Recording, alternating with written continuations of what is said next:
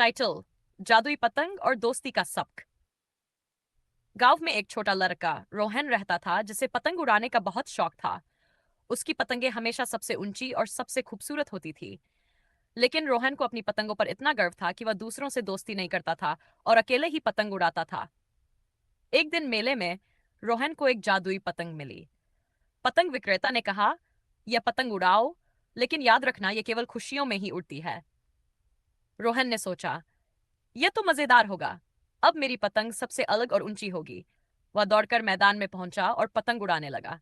पतंग सचमुच चमकने लगी और आसमान में बहुत ऊंचा उड़ने लगी। लेकिन कुछ देर बाद पतंग धीमी पड़ने लगी और नीचे गिरने लगी। रोहन परेशान हो गया। वह समझ नहीं पा रहा था कि क्या हो रहा है। तभी गांव के कुछ बच्चे आए और रोहन, हम मदद करें। रोहन ने गुस्से में कहा, मुझे किसी की मदद नहीं चाहिए, मैं अकेला संभाल सकता हूँ। लेकिन पतंग फिर से नहीं उड़ी।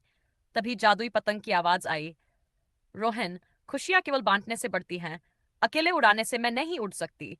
दोस्त बनाओ और देखो क्या होता है। रोहन ने अपनी गलती समझी और बच्चों को बुलाकर कहा, चलो साथ में पतंग उड़ाते हैं। सभी बच्चों ने मिलकर पतंग उड़ाई। पतंग फिर से चमकने लगी और आसमान में इतनी ऊंची उड़ी कि सभी लोग देखते रह गए। उस दिन रोहन को समझा गया कि खुशियां और मजा दोस्तों के साथ ही सबसे ज्यादा होता है। दोस्ती और सहयोग से ही जीवन में असली खुशी मिलती है।